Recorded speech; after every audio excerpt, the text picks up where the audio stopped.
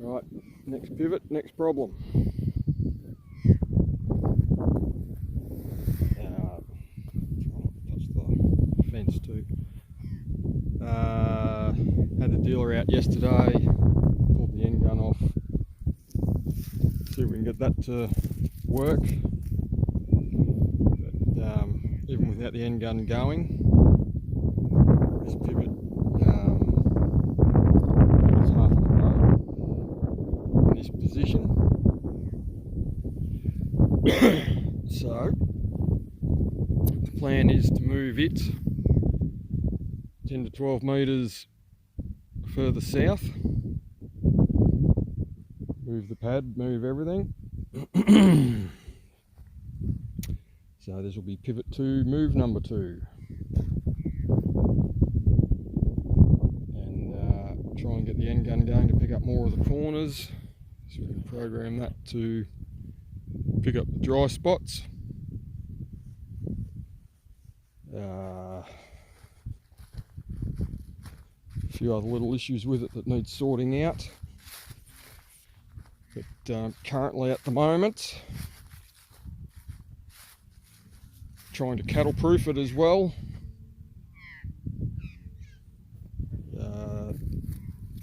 Being an electric drive pivot, it has a cable running out of the box at the top on each tower, down the tower and across to each motor that drives each span.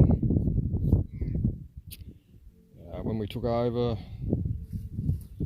there was cattle in here. They had completely pulled the wiring out of 2 of the boxes up the top there. It was really wide, so it was all working, but it would walk fine dry, but as soon as you put the water on, it would throw the circuit breaker on the generator and shut everything down. Talking to the dealer yesterday, and he said all they've got to do is stretch that cable a little bit. They don't actually have to break it in any form because it's so sensitive because it relies on knowing when it's in line and not in line as to whether it shuts down or not. So the slightest little tweaking of that cable is enough for it to cause it to shut down. So I think it was tower 3 that was the problem, that had to be rewired by the electrician. So how to cattle proof a pivot? Well, I was going to make cages that covered the whole lot, but I thought cattle only wreck fucking everything, so I decided just to use the angle iron that I got and clamp that on. So that's pretty much protected the cable. Just finished making these up this morning. I'll drop these off now, go home, get the welder, come back and weld these plates on, and then I will have a cage over each motor so that they cannot get to the remaining bit of wiring there. So that way I'm hoping it is completely cattle proof. Well, within reason. Why the hell, and I've yet to see this on any irrigator, they can't do like industrial rims like on the JCB. It's got the cover, half bit of pipe around there. That would stop cattle playing with your bloody valves.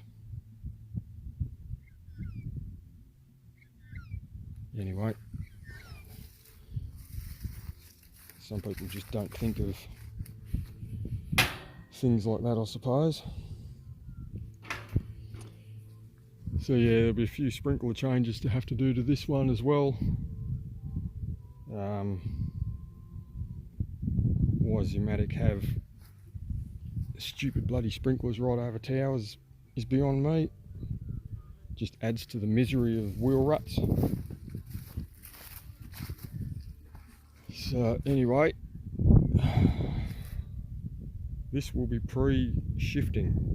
I've decided that I shall move this one in the same fashion that I moved the other one, even though this is a towable pivot, rather than mucking around and swapping the wheels around and towing it, because even then I've got to pick the centre up and spin it around and tow it. And because I'm going to turn it into a fixed point pivot,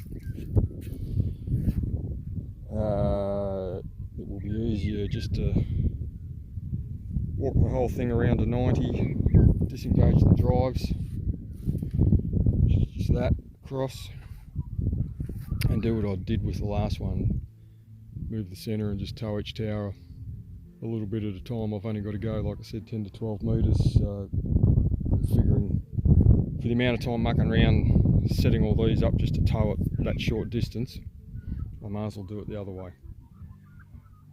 And besides that, I need to remove the wheels from the centre and do my leg extensions prior to doing the pad, so that I know exactly where to put the footing bolts. So that's another reason I won't exactly be able to tow the centre. I'll have to pick it up and carry it with the loader anyway. So rather than trying to walk the whole thing, or the other option was walk it all sideways, pick the generator up, tow the tower at the same time and do it that way. But like I said, I've still got to spin everything around, so I'll just do it how I did the other one. Alright, first one welded on. Hopefully that is fucking cattle proof. Put it this way, it's more cattle proof than what it was before. So they can't sort of push that down because it rests on the gearbox there anyway, and even if they can push it down, they can't do anything. So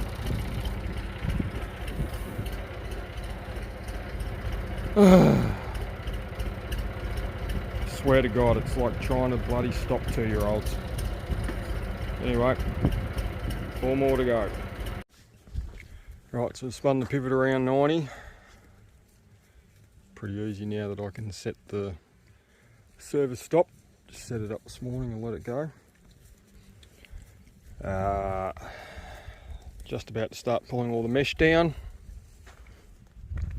so I can pull all the fence out, because I need the fence out so that when I undo the tower I can drag the bottom of the wheels out from under it.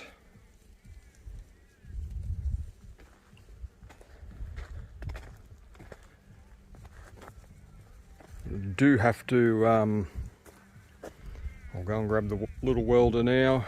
It's pretty handy having the generator there, because I will have to shift the control box and mount it on the actual tower, because at the moment it's bolted to the part that's going to come out with the wheels, so that will not kind of work. So that was one thing that I had overlooked, so that needs to be moved, just welded onto there, job will be right. I was going to make some stands for when I undo those bolts there, just to sit the centre on until I get the extensions made up. But given the amount of time it was going to take, I decided I shall repurpose some kegs. Those ones are exactly the right height. Those ones are a little bit short in height, so a bit of 4-inch 6x4 RHS on top. Discs off the air seeder on top just to give it something to sit on, and hopefully that will work.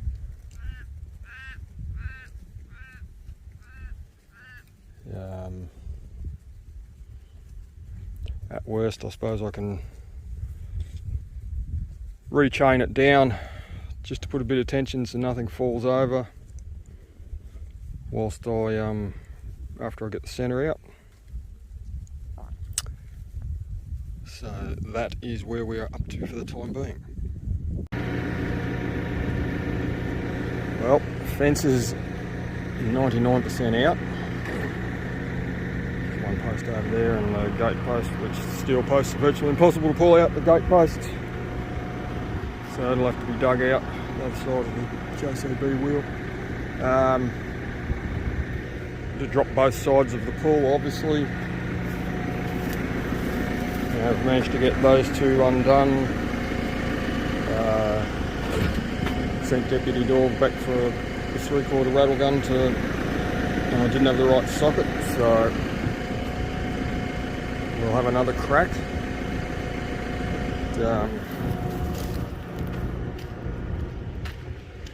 That control box is a bit of a bloody nightmare. It's as heavy as all hell, and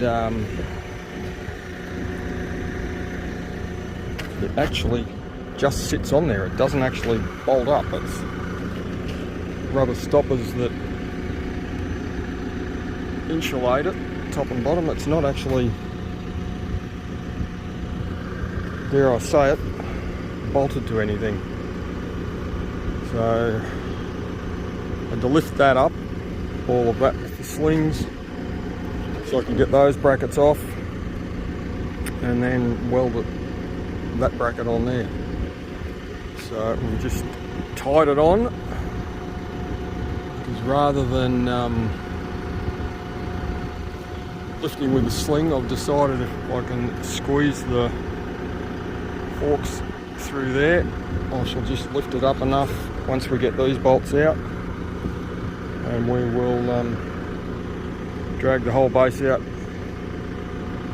with the ute. Those cables, big cables and chains, they go around the, well, there's a D-shackle that they clamp to there with. That sort of stops it all from wanting to tip backwards. And well, mission accomplished. Came out easy enough.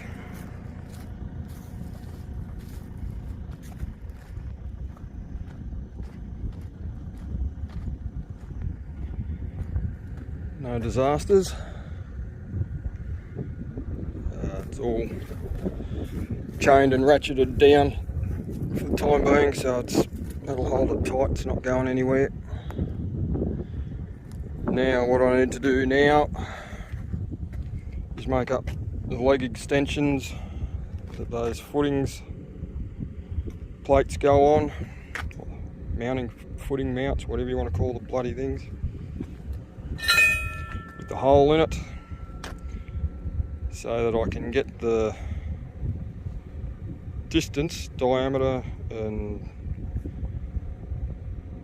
everything to make up a template for the footing bolts for when it gets moved to just the other side of the mesh where that dirty post is.